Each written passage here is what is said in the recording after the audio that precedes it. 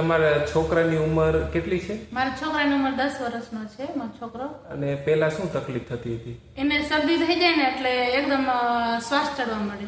Okay. શ્વાસ લઈ ન શકે, આખી છાતી આમ ફૂલવા માંડે. ઓકે. અને એને મોટા દવાખાને લઈ જવું પડે તો જ એને ફેર પડે. મોટા દવાખાને નાની મોટી સિરપ થી ફેર ન પડે. ઓકે.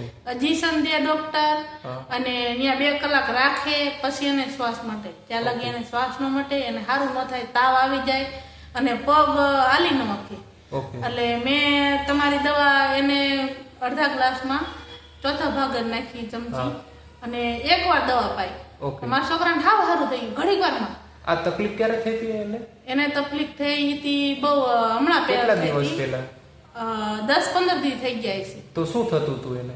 તઈ એને આમ એકદમ પેલા શરદી થઈ ગઈ, પછી તાવ આવ્યો, પછી એમાંથી પગ દુખવા માંડ્યો, તો એમાંથી શ્વાસ ચડવા માંડ્યો. પછી રાતે મેં રાતે દવા બનાવી. રાતે લગભગ 12-1 વાગે દવા બનાવી અને મેં એને પાઈ દીધી દવા. જે અહીંથી આપેલી હતી? અહીંથી તમારી ત્યાંથી દવા લઈ ગઈ હતી. એ દવા ઈ મેં પાઈ એને દવા. સવારે જોયું તો સાવ સારું થઈ ગયું ને કે મમ્મી મારે સ્કૂલે વહી જવું. ઓકે. નકર મારો છોકરો 2-3 દી સ્કૂલે ન જાય, મજા ન હોય એટલે જઈ ન શકે.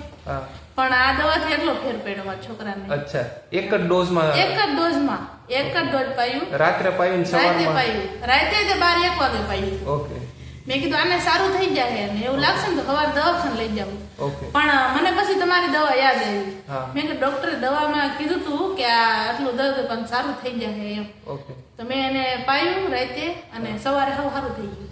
અત્યારે કોઈ તકલીફ છે ને? અત્યારે કોઈ તકલીફ નથી, હાવ સારું છે અત્યારે. ઓકે.